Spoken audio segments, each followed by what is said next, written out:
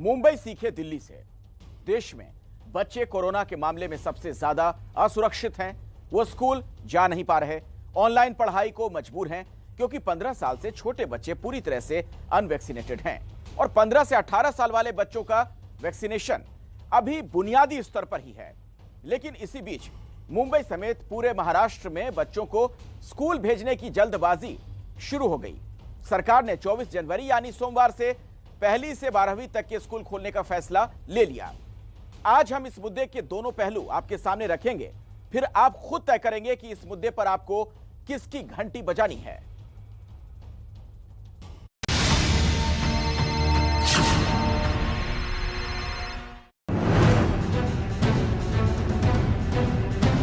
School जाने वाले बच्चों की कतार, स्कूल न जाने वाले बच्चों की कतार।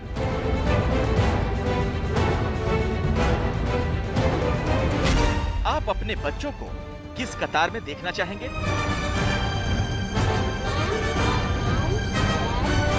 मुंबई में यही सवाल हर बच्चे के गार्जियन के दिमाग में घूम रहा है। सरकार ने फैसला लिया, सोमवार से बच्चों के सारे स्कूल खोल दिए जाएं और स्कूल आने की शर्त बड़ी लंबी है। पहली शर्त, 50% बच्चे ही स्कूल जाएं। दूसरी शर्त, स्कूल पूरे वक्त ना चले। तीसरी शर्त, बच्चे पूरे वक्त मास्क पहने। चौथी शर्त, टिफिन लाना और खाना मना। पांचवी शर्त, एक दूसरे से दूरी बनाकर रखें।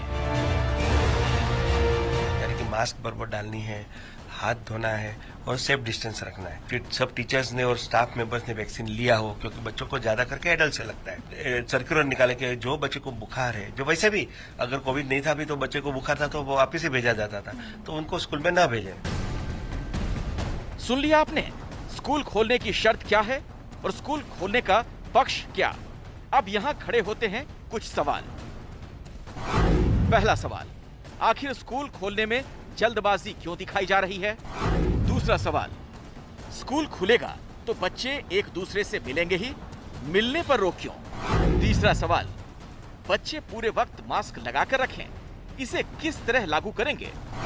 चौथा सवाल, बच्चे स्वाभाविक तौर पर दौड़ते हैं, खेलते हैं, मास्क लगाकर दौड़ना वैज्ञानिक तौर पर खतरनाक साबित हो सकता है, कौन रखेगा ख्याल? पांचवा सवाल, जब स्कूल जाकर बच्चे एक दूसरे से मिलेंगे ही नहीं, दूरी भी बनाकर रखेंगे, खेलेंगे, खाएंगे नहीं, तो स्कूल जाने का मतलब ही क्या रह गया? जो प्रोटोकॉल कोविड-19 के माध्यम से दिए गए हैं उसका पूरी तरह से पालन किया जाएगा और स्थानिक परिस्थिति को मॉनिटरिंग करके सबको कंसर्न लेके ही ये स्कूल शुरू करने का निर्णय वहाँ पे लिया जाएगा। और इसमें ये करते वक्त पूरी तरह से ये ध्यान देना होगा कि बच्चों की हेल्थ और बच्चों की सेफ्टी हमारी हमेशा प्रायोरिटी रहेगी। मुद्दा तो ये भी है ना कि 15 साल से कम उम्र के बच्चे वैक्सीनेटेड नहीं हैं, फिर भी उन्हें स्कूल भेजने की जरूरत क्यों है? बच्चों के लिए कोई दवाई ही कारगर नहीं है जो बड़ों को दी जाती है।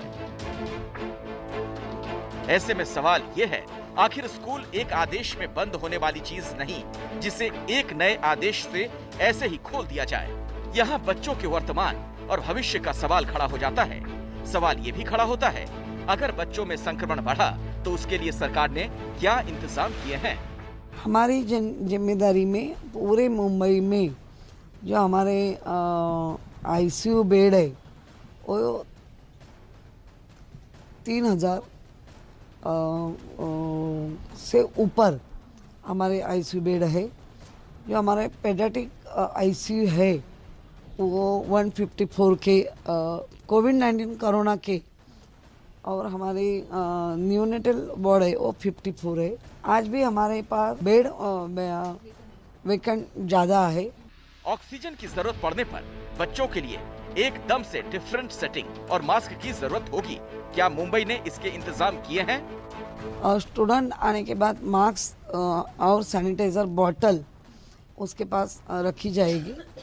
पानी पीने की जो टाइमिंग दिया जाता है स्कूल में, वो घंटा बजने के बाद उसको पानी की व्यवस्था की जाएगी। पूरी जिम्मेदारी राज्य सरकार, जैसे केंद्र सरकार टास्क फोर्स जो कहते हैं वो हिसाब से ही मुंबई की स्कूलें और हमारी महानगर पालिका हो या अनुदानित हो, बिना अनुदानित हो या प्राइवेट हो, सबको एक ही नियमावली लागू होगी।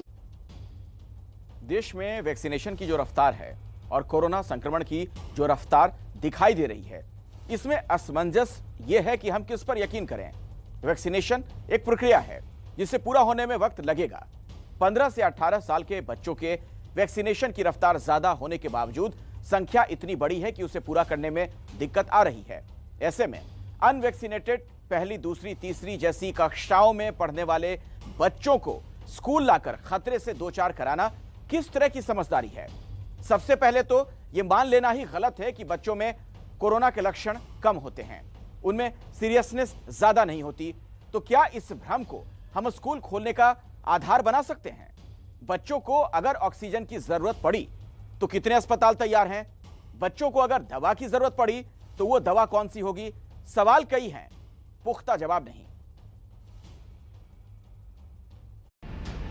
बच्चों में कोरोना के लक्षण बुजुर्गों से अलग दिखाई देते हैं। वो क्या लक्षण होते हैं? किस तरह की सावधानी बरतने की जरूरत होती है? बच्चों का स्वभाव होता है खेलना कूदना। उन्हें खेलने से मना करेंगे तो वो दौड़ेंगे, दौड़ने से मना करेंगे तो जहां होंगे वहीं कोई फिजिकल एक्टिविटी करेंगे। ऐसे में बच्चों को रोकेगा कौन? और रोका नहीं तो बच्चे मास्क लगाकर फिजिकल एक्टिविटी करेंगे तो उनकी सांसें फूलेंगी। मास्क लगाकर फिजिकल एक्टिविटी जानलेवा हो सकती है। इस सब पर नजर कौन रखेगा? क्या स्कूल में ऐसे इंतजाम होंगे कि बच्चों में इन वजहों से होने वाली दिक्कत का तुरंत इलाज हो सके?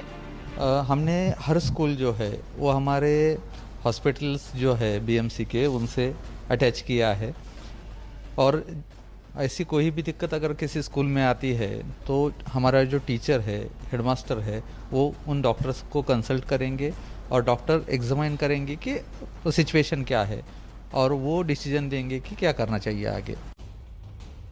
मुंबई के ही ज्यादातर माँ पिता अपने बच्चों को स्कूल भेजने से कतरा रहे हैं। उन्हें खतरे का अंदेशा है। ऐसे में सरकार ने जो भी शर्त रखी है और जो भी तर्क सामने रख रही है उस पर आम लोगों को उतना यकीन नहीं। ऐसे भी सरकार आधे अधूरे मन, आधी अधूरी तैयारियों के साथ स्कूल खोलने के फैसले को अमल में लाती दिखाई दे रही है।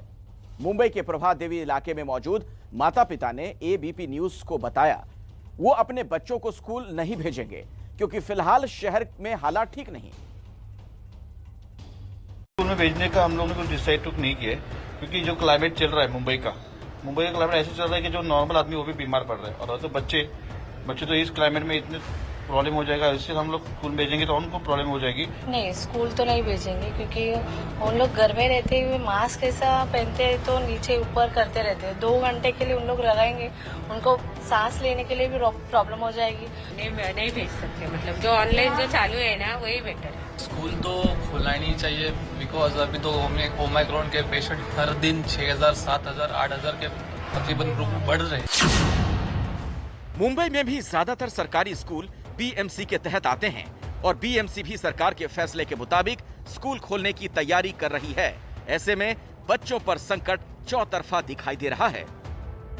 हर एक माँ बाप को मैं यही आश्वासित करेगी कि आपको जैसा उचित लगता है वही करो।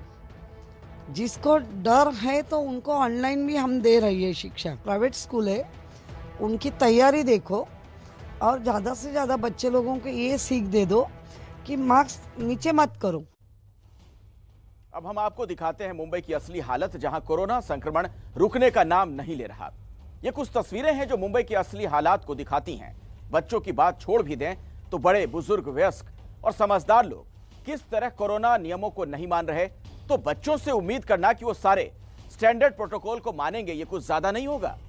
ये जो तस्वीरें आप देखने वाले हैं, ये तस्वीरें मुंबई के दादर की हैं, जहां लोग कोरोना लापरवाही की गवाही दे रहे हैं। दादर की ये तस्वीरें मुंबई के असली हाल को दिखाती हैं, जहां बड़े और समझदार लोग कोरोना नियमों की अनदेखी कर रहे हैं। ऐसे में बच्चों से उम्मीद करना कि वो सारे प्रोटोकॉल फॉलो करेंगे कुछ ज्यादा दिखाई देता है। इसी के साथ इस बात पर भी गौर करने की जरूरत है कि महाराष्ट्र में 15 से 18 साल के बच्चों के वैक्सीनेशन की स्थिति क्या है। मुंबई बच्चों के वैक्सीनेशन की रफ्तार के मामले में पिछड़ती हुई दिखाई पड़ रही है। मुंबई में बच्चों की तादाद 9,20,000। अब तक वैक्सीनेशन 1,48,000 बच्चों की कुल आबादी का 16%। इसका मतलब यह है कि 84% बच्चे अनवैक्सीनेटेड हैं।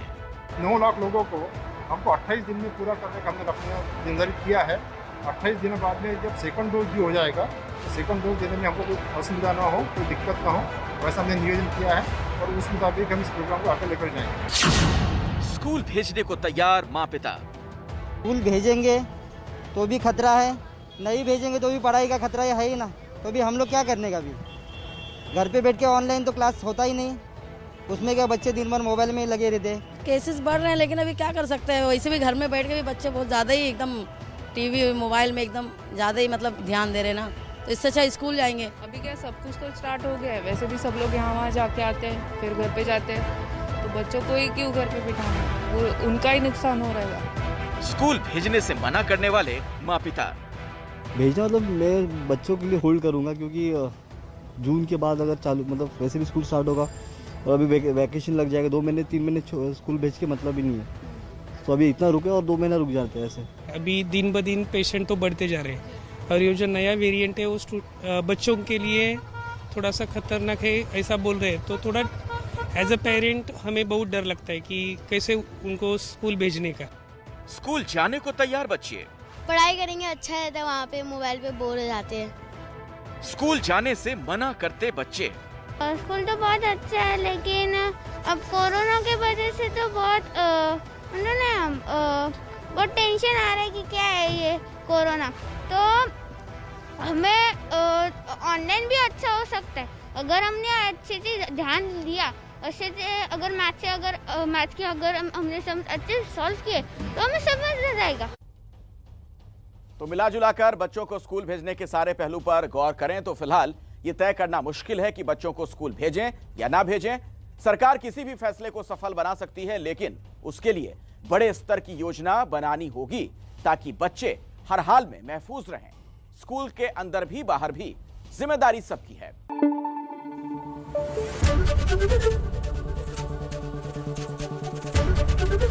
एबीपी न्यूज आपको रखे आगे।